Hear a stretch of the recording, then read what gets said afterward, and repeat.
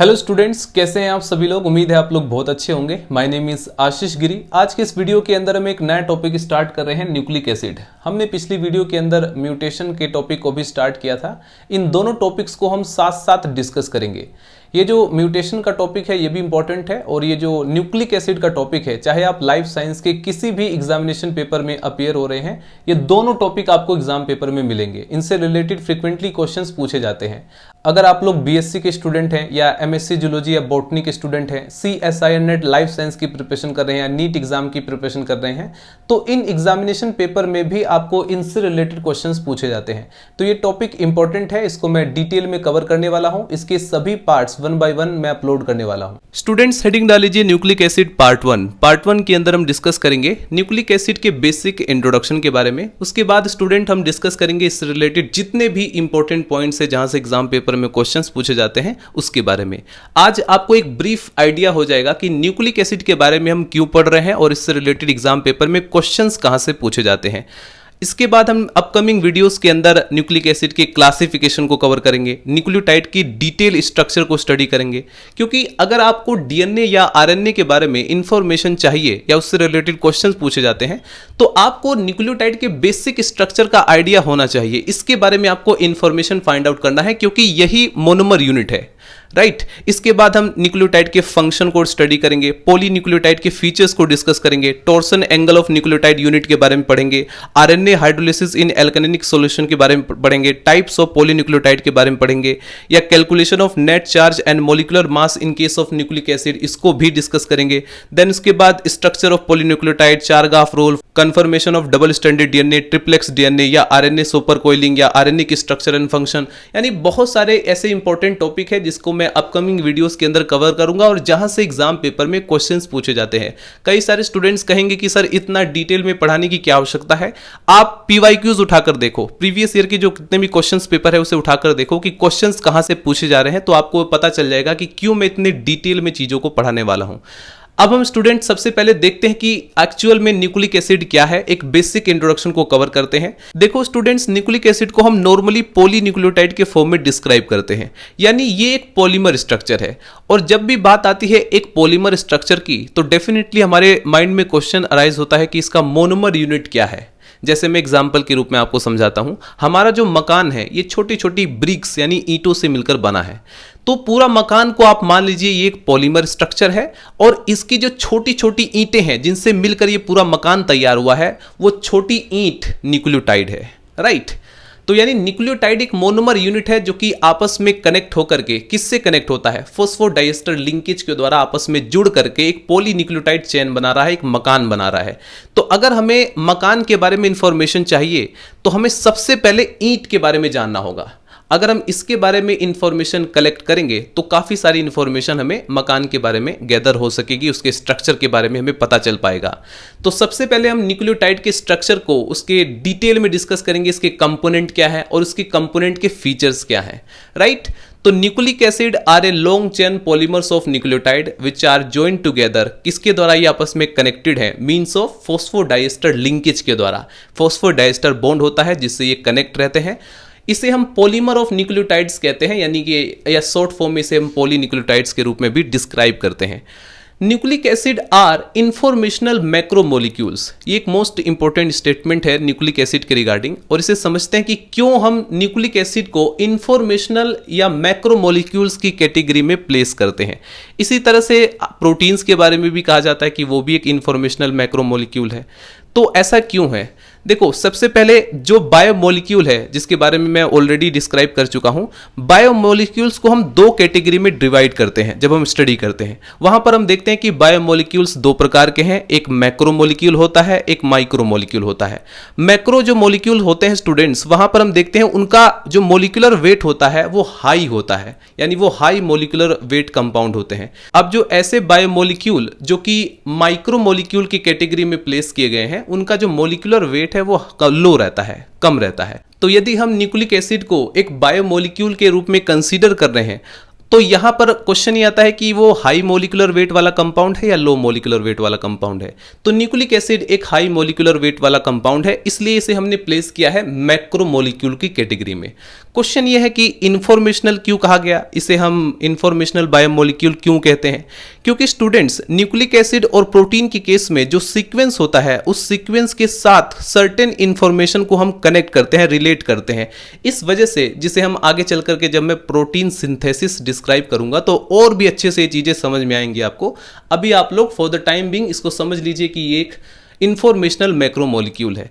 ये जो है जेनेटिक मटेरियल के रूप में एक्ट करता है, यानी कि ये जो है जेनेटिक मटेरियल के रूप में कार्य करता है, जेनेटिक इंफॉर्मेशन को स्टोर भी करता है और ट्रांसमिट भी करता है। मोस्ट इंपॉर्टेंट पॉइंट है, इसको नोट डाउन करें। न्यूक्लिक एसिड जो है वो जेनेटिक मटेरियल के तौर पर काम करता है, यानी ये इंफॉर्मेशन को स्टोर भी करता है और ट्रांसमिट भी करता है। अब इसके बाद स्टूडेंट्स न्यूक्लिक एसिड को जैसा कि हम जानते हैं इसके दो टाइप्स होते हैं, बचपन से 9th क्लास से ही पढ़ते आ रहे हैं कि एक डीएनए होता है, एक आरएनए होता है।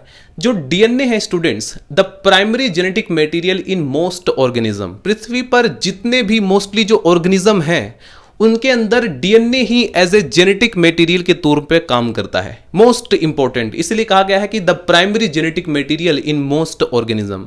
लेकिन कहीं कहीं पर ऐसा देखा जाता है कि आरएनए भी जेनेटिक मटेरियल के तौर पर काम करता है, लेकिन मोस्टली जो आरएनए होता है involve in various cellular process. जो डिफरेंट टाइप की सेलुलर एक्टिविटीज होती हैं, वेरियस सेलुलर प्रोसेस होते हैं, उसमें जैसे कि प्रोटीन सिंथेसिस है तो उसमें आरएनए का इंपॉर्टेंट रोल होता है।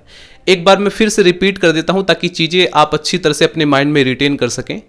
इन सेलुलर ऑर्गेनिज्म, अच्छा सेलुलर ऑर्गेनिज्म किसे कहा जाता है? जितने भी ऑर्गेनिज्म हैं जिनकी बॉडी सेल से बनी है उसे आप कहते हैं सेलुलर ऑर्गेनिज्म। स्टूडेंट्स, पृथ्वी पर ऐसे भी ऑर्गेनिज्म एग्जिस्ट करते हैं जिनकी बॉडी सेल से मिलकर नहीं बनी होती है, जैसे कि वायरस हैं, वायरोइड्स हैं, इनकी बॉडी सेल से मिलकर नहीं बनी होती है।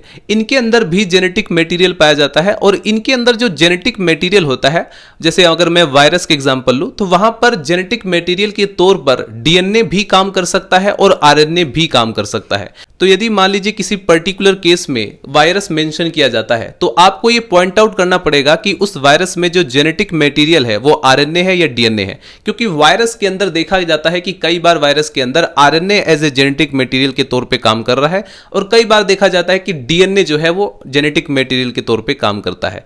अगर मैं बात करूं वायरोइड्स के बारे में तो वहां पर आप डायरेक्टली कह सकते हैं कि वहां पर जो जेनेटिक मटेरियल के तौर पे काम कर रहा है वो आरएनए है। ठीक, तो ये एक ब्रॉड इंफॉर्मेशन आपके माइंड में होनी चाहिए। कल को सपोज करो दुनिया में जितने भी सेलुलर ऑर्गेनिज्म हैं, अब आपके माइंड में इतनी बात क्लियर हो चुकी है कि उसके अंदर जो एज ए जेनेटिक मटेरियल के तौर पर काम करने वाला न्यूक्लिक एसिड है वो डीएनए ही होगा। अब जैसे मान लीजिए कि आपसे किसी ने पूछा कि चीता के अंदर कौन सा न्यूक्लिक एसिड पाया जाता है, डीएनए या आरएनए, तो डेफिनेटली डीएनए पाया जाएगा क्योंकि इसकी बॉडी सेल से मिलकर बनी है। जितने भी सेलुलर ऑर्गेनिज्म हो, चाहे वो एल्गी हो, प्लांट, कोई भी किसी भी कैटेगरी में प्लेस किया गया हो, आप बिना हेजिटेशन के ये मेंशन कर सकते हैं कि उसके अंदर जो जेनेटिक मटेरियल होगा वो डीएनए होगा। लेकिन जब बात आती है नॉन सेलुलर ऑर्गेनिज्म की तो वहां पर वायरस भी है, वायरोइड्स भी हैं। तो वायरस में ये पॉइंट आउट करना पड़ेगा कि वहां पर जेनेटिक मटेरियल के तौर पर काम करने वाला जो न्यूक्लिक एसिड है वो कौन सा है, डीएनए है या आरएनए है। तो ओवरऑल स्टूडेंट्स, आप न्यूक्लिक एसिड के रिगार्डिंग ये मेंशन कर सकते हैं कि nucleic acid play critical role in cell division. ये जो है सेल डिवीजन में, प्रोटीन सिंथेसिस में और जो वेरियस सेलुलर प्रोसेस होते हैं, एक्टिविटीज होती हैं, उसमें भी ये क्रिटिकल रोल प्ले करता है। राइट, अब हम बात करेंगे स्टूडेंट्स न्यूक्लियोटाइड के बारे में। ध्यान रखना, ये तो मैं बेसिक इंफॉर्मेशन प्रोवाइड कर चुका हूं, अब हम चीजों को डिटेल में पढ़ने वाले हैं। जैसे कि मैं बात कर रहा हूं न्यूक्लियोटाइड की, और न्यूक्लियोटाइड के बारे में मैं क्यों पढ़ने वाला हूं, क्योंकि अगर आपको डीएनए या आरएनए के बारे में एक ब्रीफ इंफॉर्मेशन चाहिए तो आपको सबसे पहले इसके मोनोमर यूनिट को स्टडी करना पड़ेगा, इसको डिटेल में इसके कंपोनेंट के फीचर्स को भी डिस्कस करना पड़ेगा। तो स्टूडेंट, यदि हम बात करें न्यूक्लियोटाइड के कंपोनेंट के बारे में तो न्यूक्लियोटाइड में टोटल 3 कंपोनेंट होते हैं। पहला है सुगर मॉलिक्यूल, दूसरा है नाइट्रोजनस बेस, तीसरा होता है फॉस्फोरिक एसिड। अब ध्यान रहे स्टूडेंट, हम चाहे किसी भी न्यूक्लियोटाइड को कंसीडर करें, यहां पर हमें यही तीनों कंपोनेंट देखने को मिलेंगे। चाहे आप डीएनए की बात करें, आरएनए की बात करें, ये 3 इंपॉर्टेंट कंपोनेंट हमें देखने को मिलते हैं। एक है सुगर मॉलिक्यूल, दूसरा है नाइट्रोजनस बेस, तीसरा है फॉस्फोरिक एसिड। अब स्टूडेंट, हम डिस्कस करेंगे सुगर मॉलिक्यूल के बारे में। अब हम देखते हैं कि न्यूक्लियोटाइड के अंदर ये जो सुगर मॉलिक्यूल पाया जाता है, जो इंपॉर्टेंट कंपोनेंट है सुगर मॉलिक्यूल, इसके जितने भी इंपॉर्टेंट फीचर्स है उसको मैं डिटेल में डिस्कस करूंगा। एक और वीडियो होगी जो सिर्फ और सिर्फ शुगर मॉलिक्यूल के फीचर्स को कंप्लीट करेगी। देन उसके बाद हम नाइट्रोजनस बेस को कंप्लीट करेंगे और फाइनली हम डिस्कस करेंगे फॉस्फोरिक एसिड के बारे में, राइट। तो चलिए डिस्कस करते हैं शुगर मॉलिक्यूल के बारे में। अब देखो, न्यूक्लियोटाइड के केस में हम दो डिफरेंट टाइप के शुगर मॉलिक्यूल को शो करते हैं। एक है राइबोस शुगर, दूसरा है डीऑक्सीराइबोस शुगर। डिफरेंस क्या है? ये जो राइबोस शुगर होता है ये आरएनए में पाया जाता है और ये जो डीऑक्सीराइबोस शुगर होता है ये डीएनए में पाया जाता है। ये आप बात 9th या 10th क्लास से ही पढ़ते आ रहे हैं। तो स्टूडेंट्स, यहां पर क्वेश्चन ये अराइज होता है कि राइबोस शुगर और डीऑक्सीराइबोस शुगर में डिफरेंस क्या होता है। तो अब ध्यान से देखिए इस स्ट्रक्चर को, ये शुगर मॉलिक्यूल का स्ट्रक्चर है। अब शुगर मॉलिक्यूल है यानी ये कार्बोहाइड्रेट है और कार्बोहाइड्रेट में हम जानते हैं कि मोनोसैकेराइड्स, डाइसैकेराइड्स या ओलिगोसैकेराइड्स या पॉलीसैकेराइड्स इस तरीके से कैटेगरी में डिवाइड किया गया है। तो ये जो शुगर मॉलिक्यूल है ये मोनोसैकेराइड्स की कैटेगरी में आता है। अब चूंकि इसमें टोटल 5 कार्बन प्रेजेंट है यानी एक पेंटोज शुगर है। इसके बाद अब इसमें एल्डिहाइड ग्रुप प्रेजेंट है यानी इसे हम एल्डोज की कैटेगरी में प्लेस कर सकते हैं। अगर यहां पर कीटोन ग्रुप प्रेजेंट होता तो इसे हम कीटोज की कैटेगरी में प्लेस करते। अब ध्यान से देखिए ये एक साइक्लिक स्ट्रक्चर है। ये जो शुगर मॉलिक्यूल होता है यानी कि अगर मैं बात करूं पेंटोज शुगर की, तो वो साइक्लिक फॉर्म में भी एग्जिस्ट कर सकता है, वो लीनियर फॉर्म में भी एग्जिस्ट कर सकता है। तो यहां पर हम देखते हैं न्यूक्लियोटाइड के केस में जो शुगर मॉलिक्यूल है वो साइक्लिक फॉर्म में एग्जिस्ट कर रहा है, तो यहां पर हम मेंशन करेंगे साइक्लिक। अब जरा ध्यान से देखिए स्टूडेंट्स, ये जो शुगर मॉलिक्यूल आपको दिखाई दे रहा है जिसके फीचर्स को मैंने यहां पर मेंशन किया है, राइबोस शुगर और डीऑक्सीराइबोस शुगर में जो मेन डिफरेंस है वो क्या है? ये जो आपको सेकंड प्राइम कार्बन दिखाई दे रहा है इससे एक अल्कोहलिक ग्रुप यानी कि OH ग्रुप अटैच है, ठीक है। अब ये जो हाइड्रोक्सिल ग्रुप यहां पर अटैच है, अगर यहां पर OH मेंशन है तब तो ये कहलाएगा राइबोस शुगर।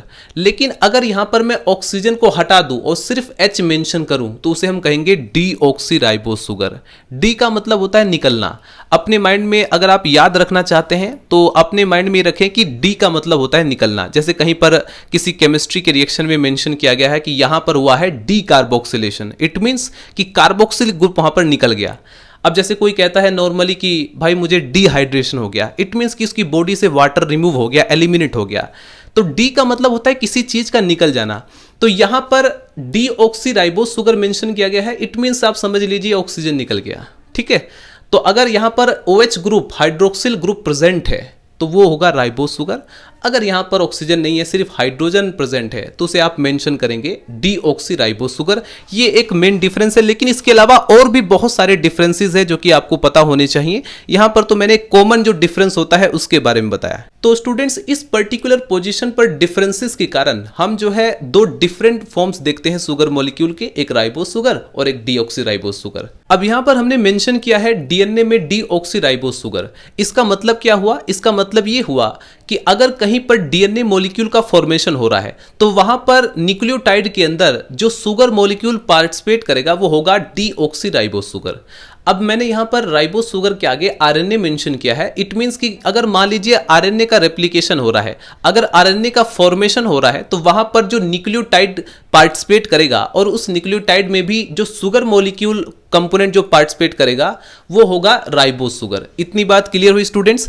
अब चाहे राइबोस शुगर हो या डीऑक्सीराइबोस शुगर हो, दोनों ही मोनोसैकेराइड्स हैं और इन दोनों में 5 कार्बन प्रेजेंट है, यानी सिंपली हम इसे पेंटोज शुगर कहेंगे। यानी ये कुछ सिमिलरिटीज हैं। एल्डिहाइड ग्रुप प्रेजेंट है तो इसे हम एल्डोज की कैटेगरी में रखेंगे। अब चूंकि मैंने आपको बताया कि पेंटोज शुगर जो होता है वो साइक्लिक फॉर्म में भी एग्जिस्ट कर सकता है, लीनियर फॉर्म में भी एग्जिस्ट कर सकता है, तो यहां पर हमें साइक्लिक फॉर्म देखने को मिल रही है। इट मींस कि ये साइक्लिक स्ट्रक्चर है। अब फाइनली स्टूडेंट्स, शुगर मॉलिक्यूल के बेसिक स्ट्रक्चर को समझने के बाद और इन दोनों में डिफरेंसेस को डिस्कस करने के बाद अब हम डिस्कस करेंगे शुगर मॉलिक्यूल के एब्सोल्यूट कॉन्फ़िगरेशन के बारे में, राइट।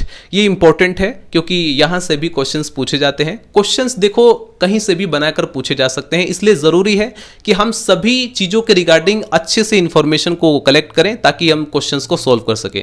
अब जैसे कि यहां पर हम शुगर मॉलिक्यूल के बारे में इंफॉर्मेशन को गैदर कर रहे हैं और किस शुगर मॉलिक्यूल के बारे में, जो कि न्यूक्लियोटाइड के फॉर्मेशन में पार्टिसिपेट करते हैं, और दो ही शुगर मॉलिक्यूल पार्टिसिपेट करते हैं, एक राइबोस शुगर है, एक डीऑक्सीराइबोस शुगर है। हेडिंग डाल लीजिए स्टूडेंट्स, एब्सोल्यूट कॉन्फ़िगरेशन। हम किसका फाइंड आउट करेंगे? शुगर मॉलिक्यूल का, चाहे वो राइबोस शुगर हो या डीऑक्सीराइबोस शुगर मॉलिक्यूल हो, हमें एब्सोल्यूट कॉन्फ़िगरेशन को भी डिस्क्राइब करना पड़ेगा। और ध्यान रहे, जब भी हम एब्सोल्यूट कॉन्फ़िगरेशन को डिस्क्राइब करते हैं तो उसके लिए हम डिफरेंट सिस्टम को फॉलो करते हैं, जिसमें से एक इंपॉर्टेंट सिस्टम होता है डीएल सिस्टम, राइट।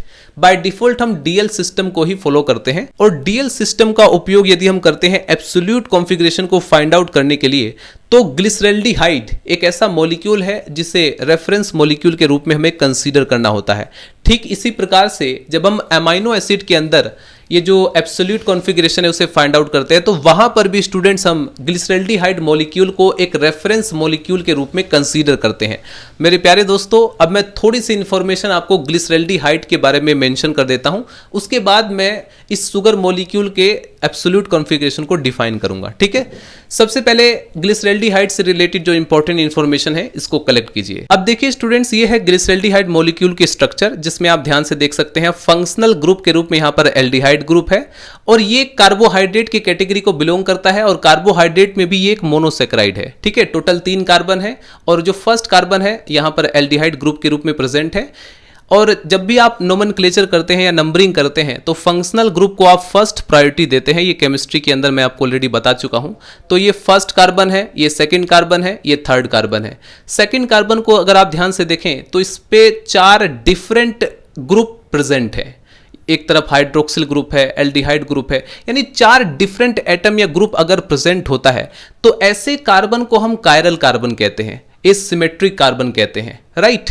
अब कई बार इससे रिलेटेड एग्जाम पेपर में क्वेश्चंस पूछे जाते हैं। अब सोचो सेकंड कार्बन पर 4 डिफरेंट ग्रुप या एटम प्रेजेंट है, तो इसका स्पेस में अरेंजमेंट कैसा है, राइट। यदि हम किसी मॉलिक्यूल का स्पेस में अरेंजमेंट बताते हैं, यानी कि इट मींस कि हम उसके एब्सोल्यूट कॉन्फ़िगरेशन को बताते हैं। आप कहेंगे कि सर ये स्पेस में अरेंजमेंट का क्या मतलब हुआ? अब मैं आपको बताता हूं। अब यहां पर इन मार्कर्स को देखिए स्टूडेंट्स, ये स्पेस में एक अरेंजमेंट को शो कर रहे हैं, ठीक है। ये एक 3D इमेज है जिसको मैं 2D प्लेन पर शो नहीं कर सकता, इसीलिए मैंने यहां पर आपको मार्कर की मदद से समझाने की कोशिश की कि इनका एक स्पेस में अरेंजमेंट है, ठीक है। जैसे हमारी बॉडी है, हमारी बॉडी का भी एक स्पेस में अरेंजमेंट है। तो इसी तरह से स्टूडेंट्स ये जो ग्लिसरल्डिहाइड मॉलिक्यूल है, ये 4 जो ग्रुप एटम है, इनका स्पेस में अरेंजमेंट अगर हम बतलाने की कोशिश कर रहे हैं, यानी उसके एब्सोल्यूट कॉन्फ़िगरेशन को हम बताने की कोशिश कर रहे हैं, राइट। जो सेकंड कार्बन है ये एक एसिमेट्रिकल कार्बन है, ये एक कायरल कार्बन है। तो स्टूडेंट्स किसी भी कायरल कार्बन में ये जो आपको OH ग्रुप यहां पर दिखाई दे रहा है, ठीक है, अगर ये OH group left hand side है तो इसे हम कहेंगे L कॉन्फ़िगरेशन। अगर ये राइट साइड होता तो इसे मैं कहता डी कॉन्फ़िगरेशन, ठीक है। ये डीएल सिस्टम के द्वारा एक जो कॉन्फ़िगरेशन होता है ये आप मेंशन कर सकते हैं। तो ये अभी तक मैंने इंफॉर्मेशन जो शेयर किया है ये ग्लिसरल्डिहाइड मॉलिक्यूल के रूप में, जो कि एक रेफरेंस मॉलिक्यूल के रूप में जिसे हम कंसीडर करते हैं, उसके बारे में किया। अब मैं बात करता है स्टूडेंट्स राइबोस और डीऑक्सीराइबोस शुगर के बारे में। तो ये इसकी लीनियर स्ट्रक्चर है। अगर आप इस लीनियर स्ट्रक्चर को ध्यान से देखें तो इसकी नंबरिंग हम करते हैं। नंबरिंग होती है फंक्शनल ग्रुप से, यहां से स्टार्ट होती है 1 2 3 4 5 कार्बन है, पेंटोस शुगर है। और ये जो आप सेकंड कार्बन आप देख रहे हैं ये भी कायरल कार्बन है। थर्ड कार्बन आप देख रहे हैं ये भी कायरल कार्बन है। ये जो आप फोर्थ कार्बन देख रहे हैं ये भी कायरल कार्बन है। यानी कि 3 कायरल कार्बन हमें देखने को मिल रहे हैं राइबोस और डीऑक्सीराइबोस शुगर के केस में। अब जैसे कि स्टूडेंट्स आपको राइबोस शुगर मॉलिक्यूल के केस में ये फाइंड आउट करना है कि इसका स्पेस में अरेंजमेंट कैसा है, यानी कि इसका एब्सोल्यूट कॉन्फ़िगरेशन क्या है, डी है या एल है। तो आप किस कायरल कार्बन को कंसीडर करेंगे? तो यहां पर मैंने आपको बताया लास्ट, ये कन्वेंशन फॉलो किया गया, जो लास्ट कायरल कार्बन है उसके बेस पर आप ये डिसाइड करेंगे कि डी कॉन्फ़िगरेशन है या एल कॉन्फ़िगरेशन है। तो लास्ट कायरल कार्बन पर जो OH ग्रुप आपको दिखाई दे रहा है ये जो है राइट हैंड साइड है। इट मींस कि राइबोस शुगर के अंदर जो कॉन्फ़िगरेशन है वो डी कॉन्फ़िगरेशन होगा, ठीक है, क्योंकि OH ग्रुप कहां पर है, राइट हैंड साइड, इसलिए ये जो है डी कॉन्फ़िगरेशन को डिनोट करता है। अगर सपोज कीजिए ये OH ग्रुप यहां पर होता है तो हम L कॉन्फ़िगरेशन मेंशन करते। तो ध्यान रखें स्टूडेंट्स, चाहे वो राइबोस शुगर हो चाहे वो डीऑक्सीराइबोस शुगर हो, वहां पर आप देखते हैं कि हाइड्रोक्सिल ग्रुप जो होता है वो जो है राइट हैंड साइड है। इट मींस कि दोनों में डी कॉन्फ़िगरेशन हमें देखने को मिल रहा है। तो फाइनली स्टूडेंट्स यहां पर हमने फाइंड आउट किया कि राइबोस शुगर हो या डीऑक्सीराइबोस शुगर हो, उसका एब्सोल्यूट कॉन्फ़िगरेशन यानी उसका स्पेस में अरेंजमेंट कैसा है। तो हमने देखा यहां पर डी कॉन्फ़िगरेशन को ये डिनोट कर रहा है। तो स्टूडेंट्स मिलते हैं नेक्स्ट वीडियो में। नेक्स्ट वीडियो के अंदर ये जो शुगर मॉलिक्यूल है इसके रिगार्डिंग और भी मैं इंफॉर्मेशन डिलीवर करूंगा। अगर आपका कोई भी डाउट हो तो आप लोग कमेंट सेक्शन में मेंशन कर सकते हैं। मिलते हैं नेक्स्ट वीडियो में। Bye bye, Tata.